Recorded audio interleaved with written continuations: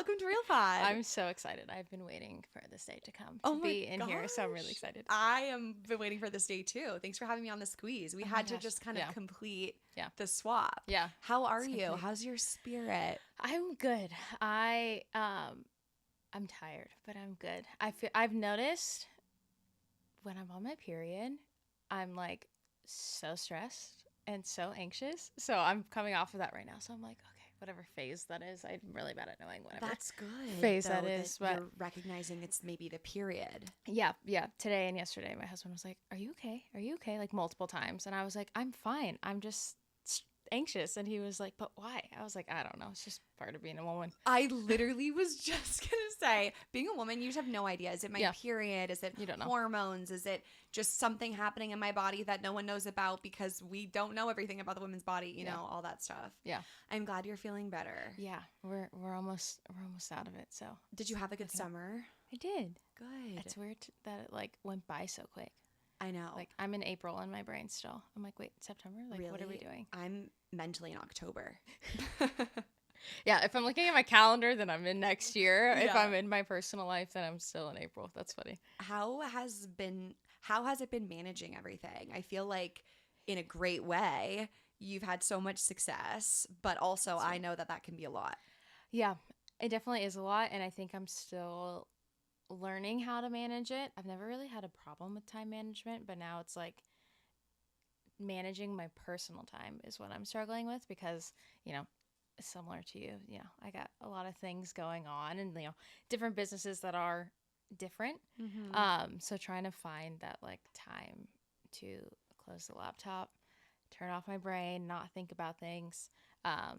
That's, I feel like, the hardest thing for me. Yeah, I relate to that a lot. And especially once you do close the laptop, it's the phone or it's the TV. Yeah. So then mentally, I feel like I haven't stopped. So I actually ordered on Amazon markers and a coloring book. Oh, I love that. Last night was my first night that I colored and listened to music because I was just like, I need to find a hobby for the evening. Yes. That doesn't require a lot of energy and also doesn't involve a screen. I was just doing, I forget what it was, but someone had asked like, what are some of your hobbies? And I was like, do I have hobbies? Like what do I do for fun that isn't work? Like what do I do? So I saw a coloring book on Amazon the other day too, and I like questioned it, and then I kept scrolling. So that's good. That's good. This advice. is your sign. Yeah. Where are you from? LA. Okay. Yeah. Like right here? I'm from like a suburb, like right like above it. Okay, cool. Yeah.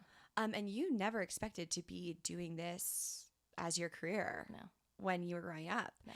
And I read somewhere you were the first of your family to go to college. Yeah. Which is a huge accomplishment. Thanks. Well, is it like, was your family excited for you? Were they not like? Yeah. I mean, yeah, my parents were definitely excited. I'm also an only child, so I was their one human being.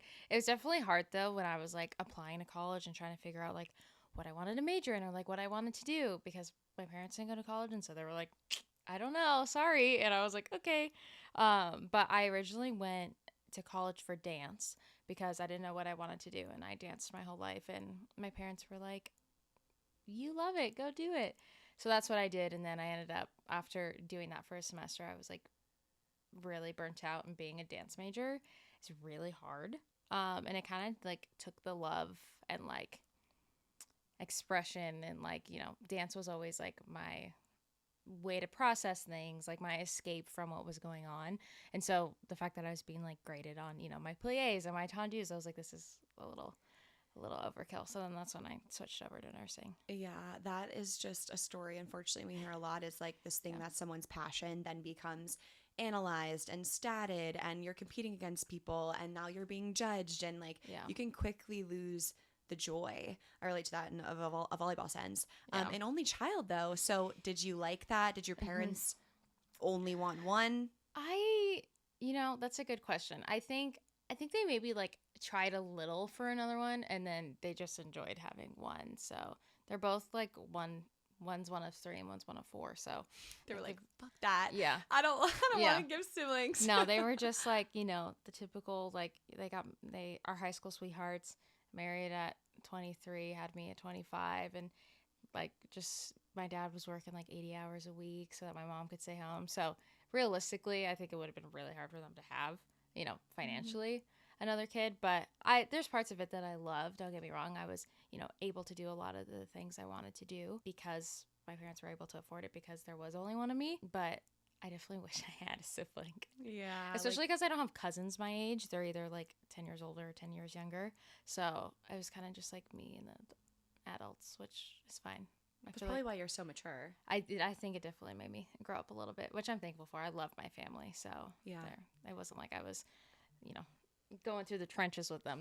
They're great. So I loved it. And when you decided that you wanted to be a nurse, how did you figure that out? Had you always wanted to be in the health field? I feel like that just kind of like fell into my lap. I had always like questioned it in school. I like never really tried. I just like, got by. And the one class that I loved was my like honors anatomy and physiology class. I was literally like the teacher's assistant. I never had to take any like what are those things called where you have to do you have all the pins on the like the cat and you have to like go around and like point out all the muscles. Practicum? Operation, the board game? LOL. Whatever it is, like I think it's like a practicum. I think that's what it's called when you go around. I can't remember, high school way too long ago. I also just like anything like science, like chemistry, like oh, okay, chemistry. Anatomy. No, I can't do numbers and math things like that. But memorizing muscles and like where things were and like how the body works, like my brain just like clicked. Like I loved it. And then I didn't really think anything of it. I had like volunteered in the hospital a little bit just for like, I don't know, credits for something, but I enjoyed it. And then I came home after I went to Cal State Long Beach for dance. I came home and then because I was paying for my college, so I didn't want to stay there and have debt if I didn't know what I was doing. Right. So I came home, went to community college by my parents, and I was just kind of like, I think I'm going to do nursing. I think that a lot of people are in that situation where they have to invest in their future. Like, am I going to take out loans? And then, I mean, just the pressure of like all that money to then like pay back and then you got to get this job. So what made you make the decision that you wanted to come home?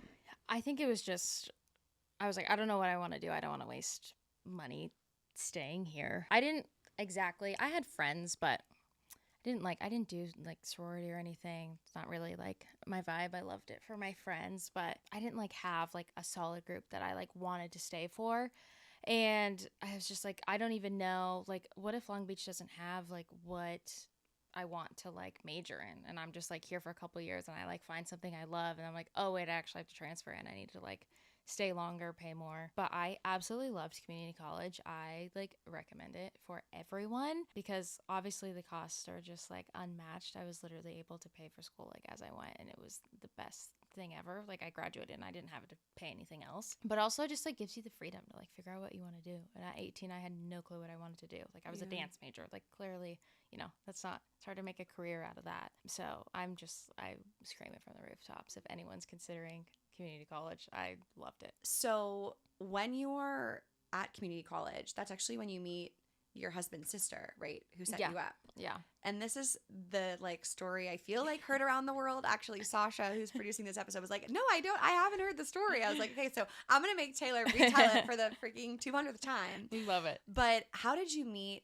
Taylor's sister? Yeah. It's kind of crazy how like intertwined everything was, like our lives, because when Taylor moved from Michigan out to LA, he moved to Santa Clarita where I'm from, and we literally lived like 15 minutes apart from each other and didn't know it. His sister is a year younger than me, and we went to like rival high schools. So I knew who, and it's a small, like, it's a small city. So I knew who she was, and she ended up going to school in Nashville with one of my best friends, and they met, they became roommates, and I officially met her when I had gone out to visit my friend in Nashville, and I met her there. That was probably like, I went for my friend's birthday, so that would have been August of 2017. And then they came home and then had a little girls' night. And then that was in December. And after that, she had called Taylor, her brother, and was like, hey, I just met a girl. I think you're going to really like her. Throw a game night at your house. I want to bring her as like one of my friends. And yeah, that was it. That is crazy. I didn't know of the setup. I was just like, I got a text from her. She texted me and my friend Alexa, who was the mutual, and was like, my brother's gonna have a game night, do you guys want to come? And at first we were really confused why like I was invited, because she like is very protective of Taylor. And I was like, well, she must know I'm like normal and fine, so maybe that's why. But little did I know that she was devising a scheme this whole time. That's actually what I was just gonna bring up, is like, I could imagine her being protective, always maybe a suspect about people's motives or like if what they're really trying to get to. So I mean, what a compliment. And obviously, like, it's worked out. You guys are happily married and you're soulmates and you're a great human being. But at the time, she doesn't know you that well. Yeah. Right? Yeah, no, it was funny because she would tell Taylor, if you guys break up, I get her. She's my friend, which I loved. It was really sweet. But now she's stuck with me, really. Yeah. So. And when you went to that game night, what was your mindset? Like, I feel like, obviously, our childhood, we even see now people like so nostalgic about the Twilight series and about all of those, really iconic moments that Taylor was a part of. Yeah. So, I mean, did that like spook you at all? I didn't even really like think anything of it. I don't know. I think when God made me in the womb, he was like, you're not going to care about this stuff because you're going to marry someone from that world. Right. I don't know. I'm sure at the time I was like, oh my gosh, I'm going to like, Taylor's house, but that was probably, the extent of it, like me talking to my parents and, a girlfriend or two or whatever. Yeah. But he's just like, he's so chill and is so like just normal and approachable. So meeting him, it wasn't like, I didn't feel like this insane thing. He's just, he's a golden retriever, I call him. He's just so kind. And, it was very normal. So, but, yeah. Whenever I've ever met a celebrity too, it's like after 5 minutes, this is a person just like everyone else. You know, it's really like, I try to remind myself of that because some people feel like they're so not human because they're so famous or they're so amazing at what they do. But it's, literally so true. I saw a video of Sabrina Carpenter walking down the street of New York the other day, and I was just like, this is just a girl walking down the street of New York who's a really good singer and has a really cool album out. So everyone's freaking out, but she's a person. Yeah. Yeah, no, I've had a couple like random things, and I am like the farthest thing from a famous person, but I've had people come up to me and be like, obviously I do a lot of mental health work, and they've been like, I didn't know that like famous people struggled with mental health. I'm like, first of all, I'm like 3 degrees removed from this thing, so I'm struggling with it. But yeah, I feel like that just further proves, the point that people don't like connect those dots. And what's so interesting is obviously you're saying that wasn't anything you ever wanted to be. You weren't like, I want to be famous. It also wasn't something you were like chasing or seeking. But now you find that your soulmate and the person you want to spend your life with, like that is their life already. So what were those conversations like as you were going to be in the spotlight based on just having this relationship? Yeah. I mean, I think I'm very thankful that at the time Taylor was kind of taking a step back. He's done 1 or 2 projects, but he was kind of just like taking some time. So, it wasn't like go, him gone all the time and doing all of these things. But I think the biggest like adjustment was just like learning a different level of like privacy. And, like we didn't post about each other right away. And obviously I was very understanding like of that. And Taylor did a very good job at, whenever we would go out, he'd always like hold my hand. He'd always introduce me as his girlfriend. So like, even though, he wasn't posting me on Instagram, I felt so secure that he like actually like wasn't trying to hide me. Cause obviously those thoughts creep in of like, oh, is he like, trying to hide me and not like show whatever. But he did such a good job at making me feel like seen and heard and valued that it truly just like made like that adjustment of it all a lot easier. And, I can't even, he's been through so much in his life. I, can't even comprehend, even still today, being with him for almost 7 years, I can't, comprehend what he's gone through. So that was probably, one of the bigger adjustments too. And, like going out and out to dinner, out to whatever. I remember the first time, it was one of our first dates. We had gotten in the car and there was paparazzi outside, and he like, just like got in the car. I like sat in there. I was like waiting for him to say something. He just like put my little sun visor down and like drove off. And I was like, what? Like, what's going on? He's like, oh, I put that down so that like it blocks the flash from your face. I was like, oh, okay.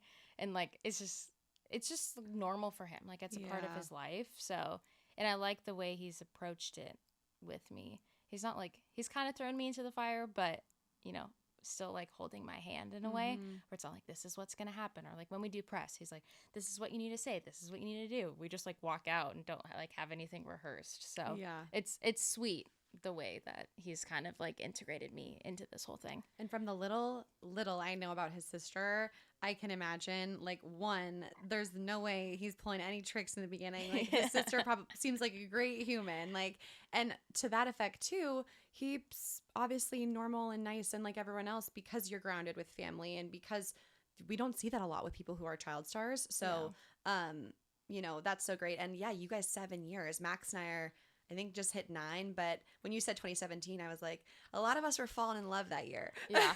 Yeah, I know. It's so crazy that it's like been that long. Yeah. So you're in this serious relationship. You begin working as a registered nurse. Yeah. And the first hospital you worked at was a trauma hospital, correct? Mm-hmm. Which is like, whoa, we are in there. Yeah. I mean, define trauma. What were we seeing? So basically, if a hospital is considered like a trauma center, they just take the higher acuity patients. So if, you know, you're a really high risk patient, you would probably be transferred from a hospital that isn't a trauma center to one that is, because they just have more people that specialize in a plethora of things. But it just means that people are struggling a little bit more and need more care, more attentive care than maybe a hospital that isn't. But it's kind of crazy because that I had never planned on working in a hospital. That wasn't like my thing. I didn't dislike it, but I love surgery. Back to the anatomy and physiology. I love like OR stuff. So that's what I originally wanted to do. But then COVID happened and that closed down. So then I had to figure out what I wanted to do because I was like, I have to work. Like, I just got my nursing license. I need to do something. Right.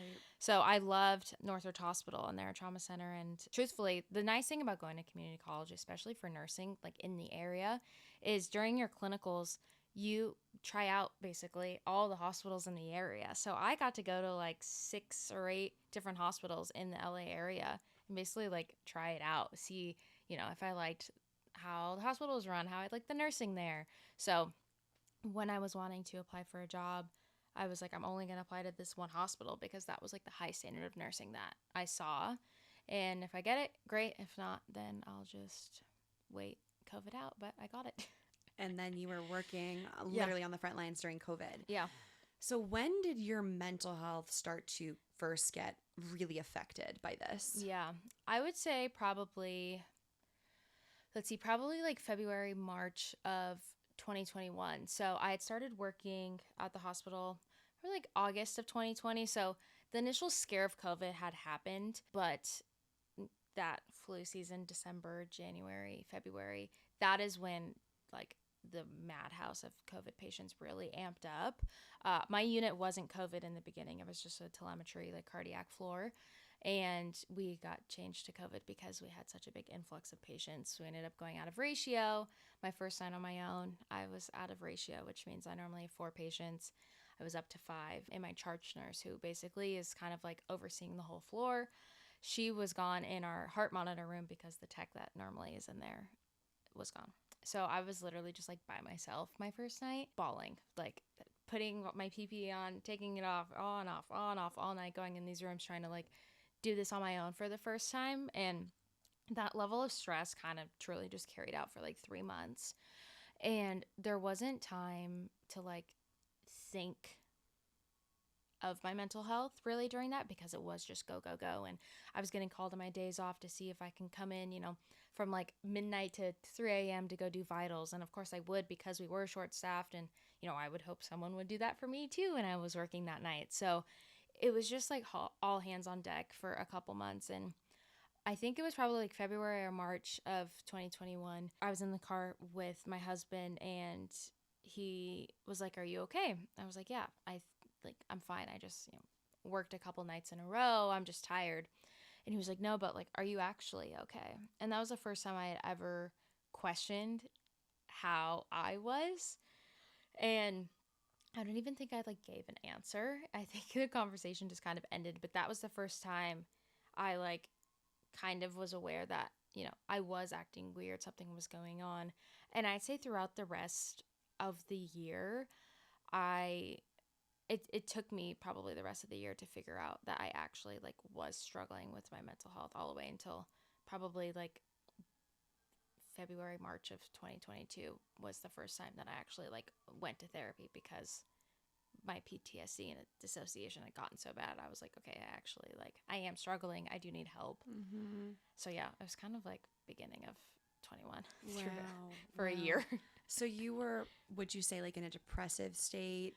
For sure. There was just like, I don't even know how to describe it, because I feel like it was just like a cocktail of everything that could like go wrong, of, working nights, being a new nurse, it being COVID, having, an influx of patients, going in on your nights off. So it was just kind of like everything at once. And then things just kind of slowly started to, I went to my nurse manager and I was like, I have to go to days. Like, I need to switch to days. So I was able to switch to days, which lightened the load a little bit. And then we weren't What COVID anymore. switched to days? I was day shift instead of night shift. Got it. Yeah. So then things just kind of started like peeling back and the load was lightening, but I wasn't getting better. And yeah, that was definitely in a depressive state and just completely dissociated. With the dissociation, were you just like having to shut off your emotions and how you felt? I'd have to imagine if you're literally seeing people on these beds like really ill, and you're seeing these families, and it's and then not to mention the way people have been affected by just watching the news during that time. Yeah. And then you were getting all that information and you were up physically invested in it. So like, were you just shutting off your emotions? And then how did that pattern like affect you, even probably being able to acknowledge your own feelings? Yeah. I definitely was doing that. The only thing you learn in nursing school is, how to comfort the family after like death and dying. That is like, a chapter in a book, and it's how to do postmortem care, how to comfort the family. And the only thing that's really told to nurses is, take a 30-minute break, like talk to your manager, and then like go on with your day. And like, there's nothing more to it. And definitely being in a global pandemic, there is more, it's a lot more pressure than just, someone passing away due to whatever causes. This was like, I had multiple patients look me in the eye and ask me if they were going to live. And, as a, what was I at the time? 22-year-old? Right. You're like, I don't really know. Yeah. Like how do you, I like not wanting to give them false hope, but like, how do you answer that? And so I definitely had to pull back, and I compartmentalize things in my everyday life. When things bother me, I don't like say it right away. I just like kind of brush it off. And so this was me just like brushing it off, but it just got to the point where there was so much to brush off. I like completely just like checked out of even just like everyday life. Why do you think you do that? You brush things off. I know. I don't know. I'm not the biggest lover of confrontation. As I've gotten older and now have businesses to run, definitely is a little easier for me to do that, which I'm very thankful for. And my husband too. I feel like it's funny because I feel like I've gained a lot of individual confidence since being with him, which like doesn't really like add up because I'm never alone. But I feel like becoming confident in myself because of the support that he's giving me, and having businesses now, I'm definitely better at it. But I still definitely just close. My family was never one to like talk about things either. So like, we weren't like, everyone sit down and let's talk through this. We kind of all are just like, yeah, whatever. So I'm very easygoing, and it is to a fault. It's sweet that you talk about how he had that conversation with you in the car and how he supported you and kind of empowered you in this individual way. And I understand that. What were the ways that he did show up for you? Because Max and I talk about that a lot. When one of us is struggling, whether it's me when I was depressed or him with his anxiety, that can be a lot for a partner to carry, and also know how to approach it in a sensitive way. Yeah.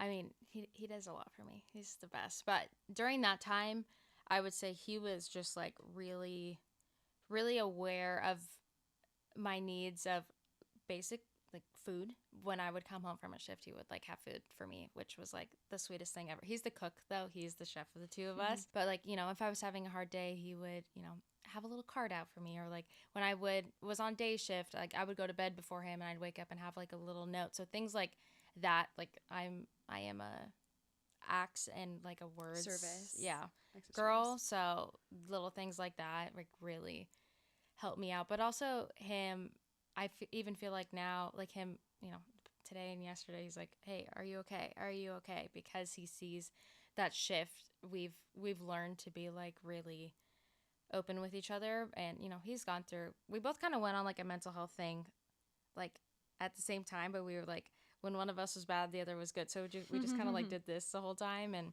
we're a lot more like straightforward with when we are struggling now. So that's definitely the biggest thing. He can sense like when I'm not present or when I'm stressed. So he'll, maybe he'll put the dishes that I was gonna put away, or he'll, keep quiet about something, or come hug me, or like he's become aware. So like little things like that for sure. That's so powerful.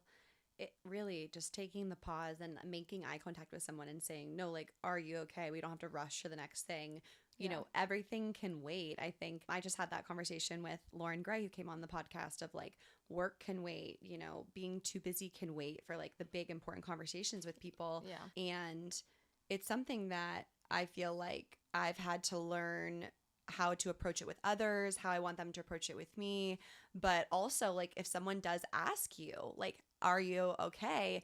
Don't quickly lie. Taking the space can be really difficult. Yeah, for sure. It's still something we struggle with, but not wanting to like burden the other. So like sometimes if I know, like right now, I know I'm on my period, I know I'm going to be anxious, I know I'm going to like be dealing with this stuff, I don't want to bring it up because like it's just like another thing. Like I know I'm going to get through it. I know in a few days I'm going to be fine. But he then clocks it and I'm like, oh shoot, I should have just like said something, because then like maybe I would have felt better about the situation instead of just holding it in. Right. Just I'm on my period right now, so I'm feeling irritable and moody. Yeah. I'm not upset with you, but if I'm shorter, I am just like over the day already. You know, like it's that communication is so healthy. And also a partner not taking that personally and being like, I can't believe you wouldn't be happy with me because I'm not affecting you. It's like everyone has ups and downs, like happy people are going to have sad days. Yeah. No, that was one of the biggest things that Taylor and I have had to learn, him especially, because I was a mess for quite some time. And I just like, he had to learn to not take that personally, that it wasn't him that, like, I remember he'd be like, do you still love me? Like, are you? I'm like, yeah, like, we're great. Like, nothing's going on. But it's so hard to not take that personally when you're like, trying to give everything you have to this person, but it's not improving their mood.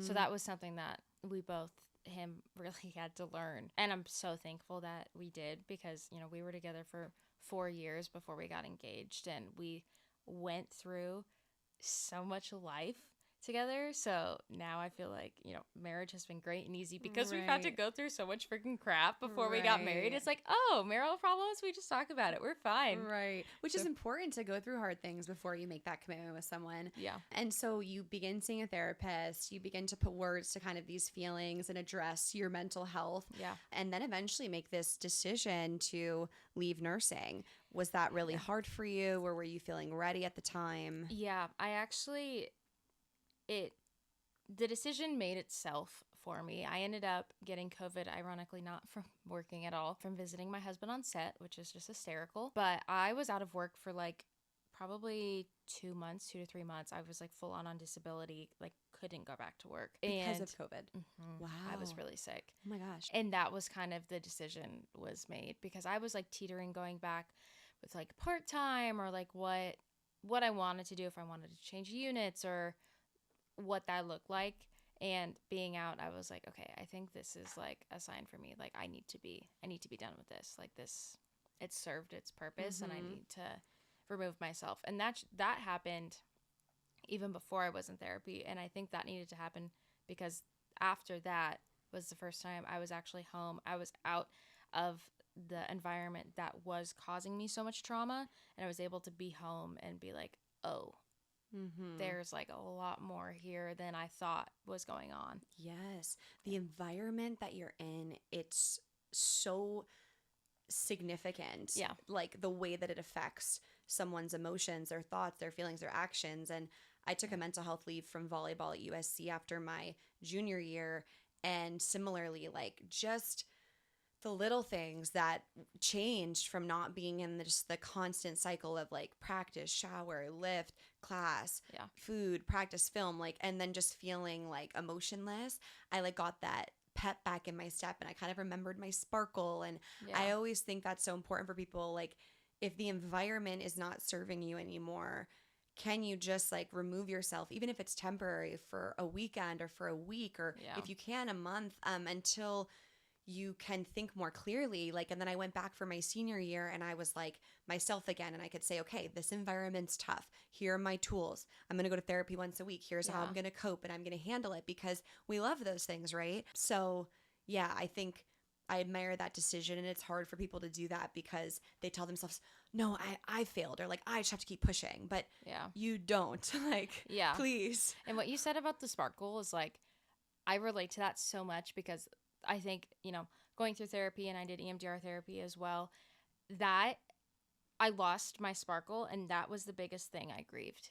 And I didn't realize I was grieving that. Like, even like to this day, sometimes I'm like, I wish I had my old self back, because I just have went through so much, and I feel like I lost, like, you know, my love, like, for life for a bit. Still now you feel like you don't have the sparkle fully? I feel like it's somewhat back, but there's definitely days where I have a little more sparkle. I'm like, oh, this is like how I used to be. Like, this is like what that used to be like. It's interesting, but I do feel like I've grown, and, you know, I love who I am, but I do feel like I've grown, and, you know, I'm not as like outgoing anymore. I like my quiet time. So I think that's just, you know, our part of growing up and getting older. But it is interesting. Like, I used to be like, I'm not fun anymore. Like, I don't like, I want to like be able to go out, have fun, and like be like, you know, that happy person, which I still am. And, you know, when people tell me that, I'm like, I think I'm just being hard on myself, because I'm not as vivacious as I was at 2021. Yeah. I love what you're getting at, because it's so hard to verbalize, but it's almost like ignorance is bliss. And then once you know what it is like to feel depressed, or once you know what it's like to feel anxious, it's almost like you have now unlocked another color of the world, and you just see it differently.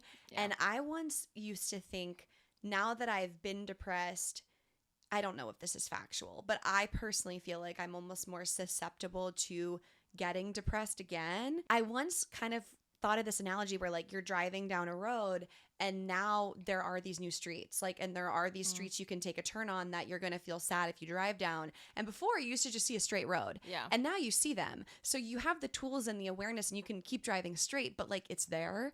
So I very much know what you're saying. And I think that's what a lot of people deal with in like their 20s, like into their early 30s, because I'm 27, and, you know, it's funny, all of my friends are older than me, and they're all like, we feel like you're the oldest. I'm like, but is that like, am I fun though? You're like, I'm insulted. Is that a good thing? They're like, you're just like the mom of the group, which I have always had that to me, but, you know, it's hard, especially like, you know, saying that I'm 27, like, obviously I know that's not old, everyone calm down, but like, it's scary, especially because I feel like I lost, you know, 24 to 26 because of COVID, or I guess 23 maybe even because of COVID. So it's just like, it's just like an interesting time. And I feel like this time of your life is always hard, regardless of global pandemics or not, but having one, and, you know, going through what I went through, it's interesting to feel that. But I do feel like, because you have gone through like depression before, because I feel the same way,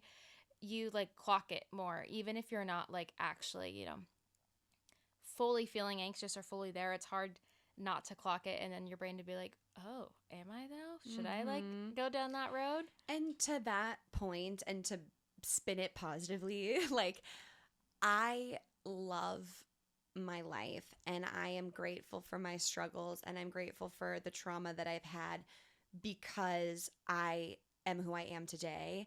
And I literally was thinking about this the other day. I went through something a few years ago that was really difficult, and at the time it just felt like the worst thing ever. And now I feel like it pushed me to that next level of enlightenment. Like, I'm seeing it show up in little ways in my life where I'm handling things differently, and I'm thinking about them differently, because of what I had to go through. Yeah. So, you know, I always remind people, even when I'm speaking at schools, like if we all threw a backpack in the center of the room and all of our trauma was condensed into the same size backpack and they were all identical, like, would you pick up a random backpack or would you pick up your own?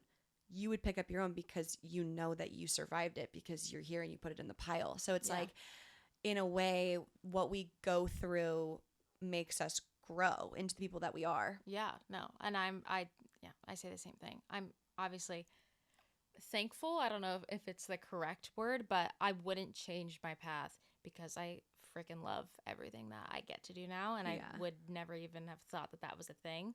But it also just means that it's why it's important, you know, to go to therapy and to have those tools in place. Right. So when those little side roads start popping up, you just keep going straight. You're like, no, actually, I don't need to turn down that road.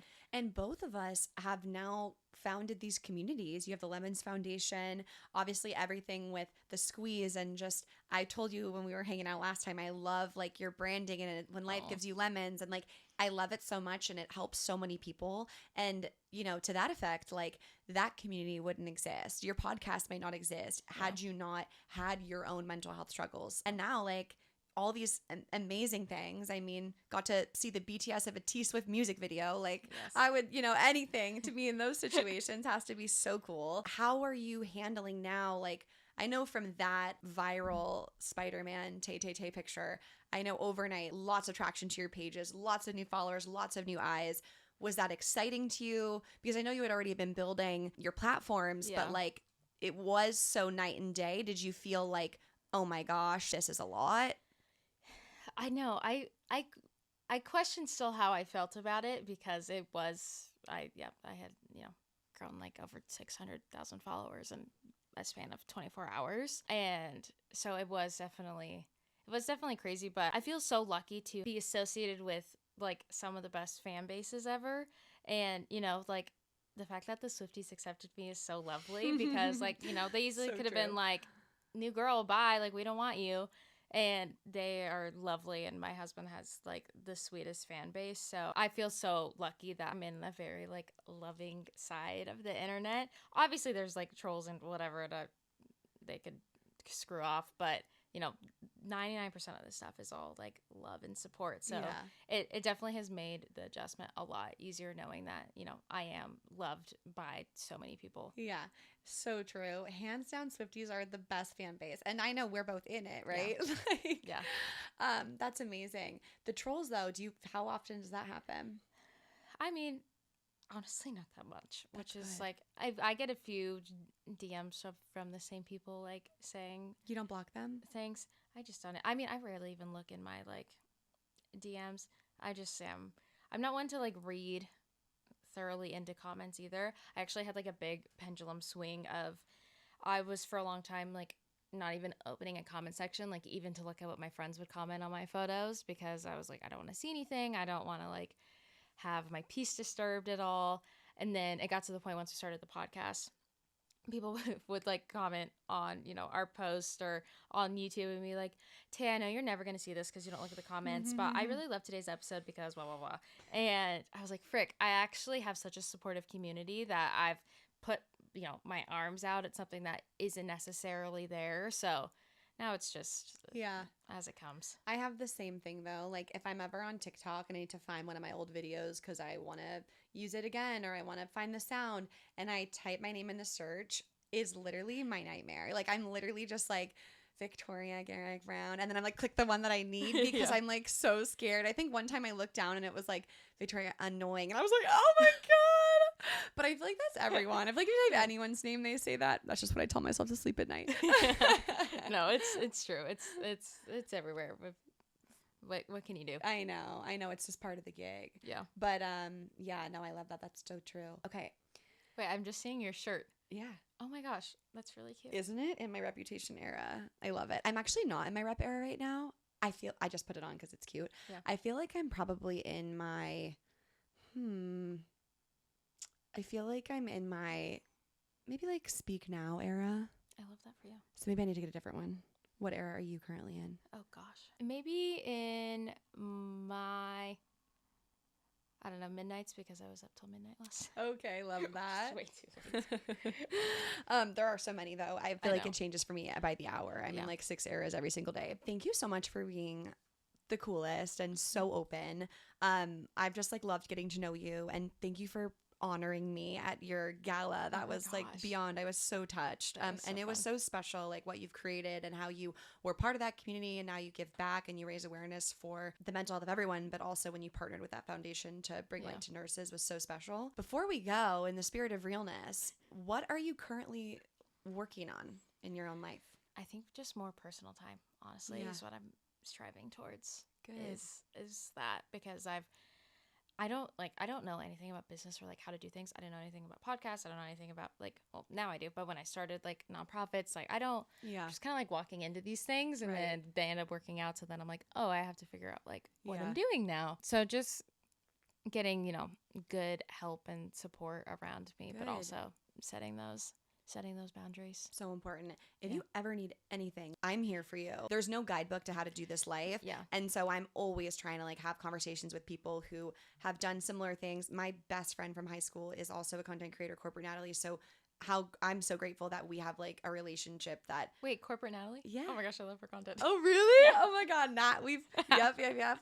I love that. Oh my God, I'll tell her. But I want you to know, like, I'm here if you ever need to talk about any of that. That's so sweet. Yeah. Thank you. I appreciate that. Thank you so much for coming on the show. Thanks for having me. This was so lovely. I'm so excited for finally meeting you.